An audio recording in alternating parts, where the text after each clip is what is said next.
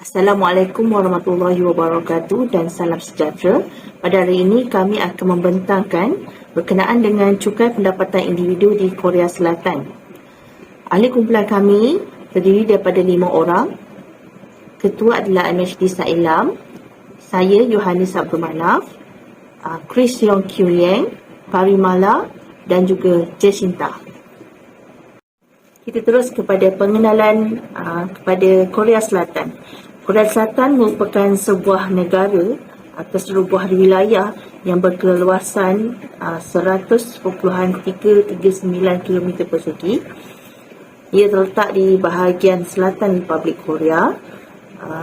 Pengasingan di Republik Korea ini berlakunya pengasingan dua jenis wilayah pemerintahan, iaitu Korea Utara dan juga Korea Selatan akibat daripada Perang Dunia Kedua dan pemerintahan Soviet satu ketika dahulu. Sistem pemerintahan yang dijalankan di Korea Selatan adalah sistem pemerintahan eksekutif, yudikatif dan legislatif. Pemerintahnya adalah melalui presiden dan presiden memberi kuasa dan arahan melalui Perdana Menteri. Sistem ekonomi bagi Korea Selatan adalah sistem ekonomi campuran dan banyak pelbagai jenis cukai yang terdapat, yang diamalkan, yang dilaksanakan dalam Korea Selatan, dan salah satunya adalah cukai pendapatan individu. Seterusnya, definisi cukai pendapatan. Cukai pendapatan merupakan sejenis cukai yang dikenakan oleh kerajaan ke atas pendapatan yang dijana oleh sesuatu perniagaan ataupun individu dalam bidang kuasa mereka. Dalam arti kata lain, mengikut undang-undang, pembayar cukai mesti memfailkan pernyataan cukai mereka pada setiap tahun untuk menentukan kewajipan cukai yang mereka perlu bayar setiap tahun. Konsepnya adalah sama dengan yang kita amalkan di negara kita sendiri, iaitu Malaysia. Tujuan cukai itu dilaksanakan adalah cukai yang dibayar digunakan oleh kerajaan untuk mentadbir dan menguruskan sesebuah negara dan juga bagi menggunakan dia untuk pembelajaran pembangunan negara. Ia juga dibelanjakan bagi tujuan keselamatan negara dan rakyat, membangunkan fizikal dan infrastruktur seperti jalan raya, hospital, sekolah dan pembangunan ekonomi, sosial dan perkhidmatan kesihatan, pendidikan dan kebajikan rakyat. Ia juga berperanan sebagai penyeimbang jurang pendapatan kerana ia akan diagihkan kepada golongan-golongan yang tertentu supaya manfaat akan dapat dirasai oleh seluruh rakyat yang tidak mengira taraf hidup mereka. Assalamualaikum warahmatullahi wabarakatuh. Saya MHD Sa'ilam bin Sulaiman akan menerangkan tentang klasifikasi cukai pendapatan di Korea Selatan. Terdapat dua kategori bagi klasifikasi cukai pendapatan, iaitu kategori pertama ialah cukai pendapatan yang dikenakan terhadap pembawa status tetap dan cukai pendapatan yang dikenakan terhadap bukan pembawa status.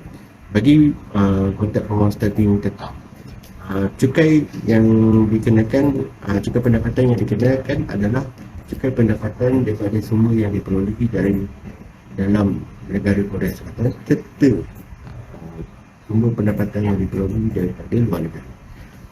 Bagi pembawa status asing yang telah tinggal 5 tahun atau lebih dalam tempoh 10 tahun yang lalu, cukai pendapatan dari sumber dalam negara Korea Selatan sumber luar negara turut dikenakan.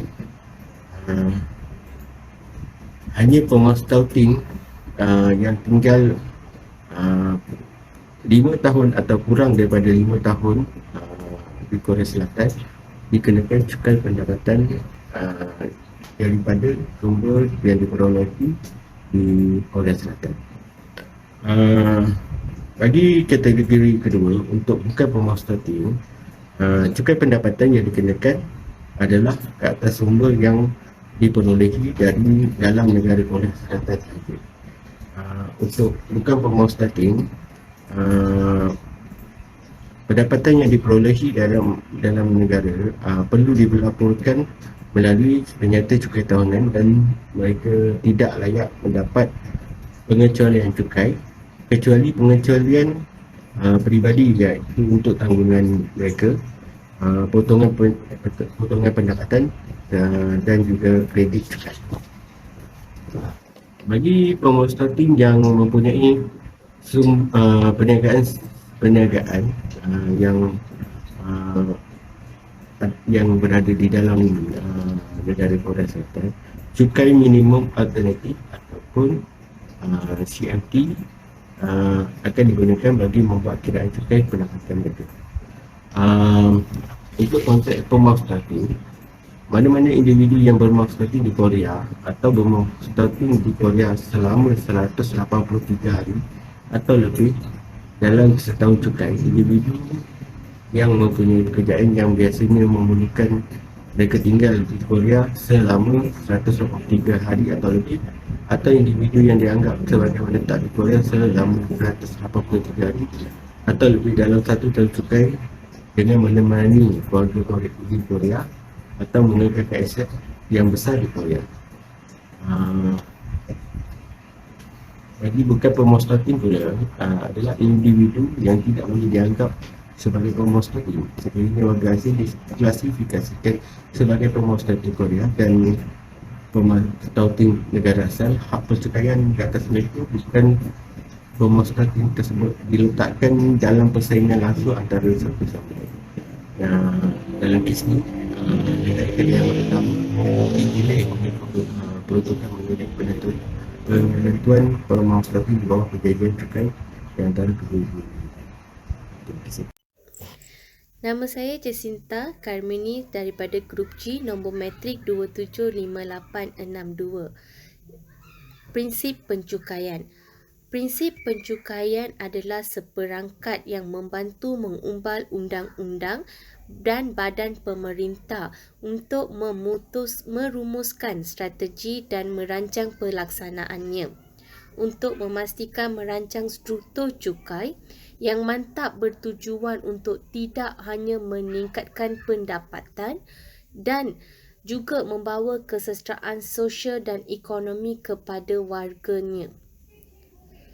Mengejar kemakmuran jangka panjang termasuk institusi dan dasar yang menyokong keadaan di mana semua rakyat mempunyai kemungkinan yang sama untuk menjadi produktiviti dari segi ekonomi, berpengaruh dari segi politik, aktif dari segi sosial, ekonomi pertumbuhan, pembangunan mampan masyarakat. Seterusnya, kadar cukai. Kadar cukai pendapatan peribadi.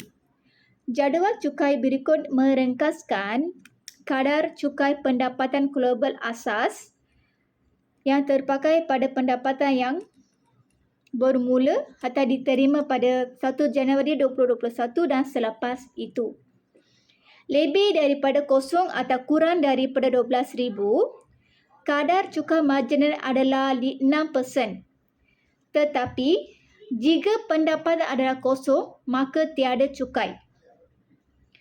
Jika pendapatan bercukai adalah lebih daripada 12,000 dan kurang daripada 46,000, maka kadar cukai marginal akan menjadi 15% kepada cukai 12,000 adalah 720. Dan manakala pendapatan adalah 46,000 dan kurang daripada 88,000, maka cukai marginal akan menjadi 24%. Manakala pendapatan adalah 88,000 dan kurang daripada 150,000 akan menjadi 35% kepada kadar cukai marginal. Dan sekiranya pendapatan adalah 500,000 kurang daripada 1 juta, maka kadar cukai marginal akan menjadi 42% bagi cukai RM500,000 adalah 1,074,600. Dan jika pendapatan adalah 1 juta, maka kadar cukai marginal akan menjadi 45% kepada 1 juta adalah 384,600. Kiraan ini semua adalah sebelum memohon cukai pendapatan tempatan. Hi guys, nama saya Chris Yong Kyo Yen.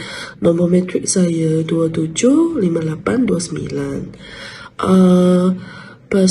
Slide yang seterusnya saya akan pendangkan lah.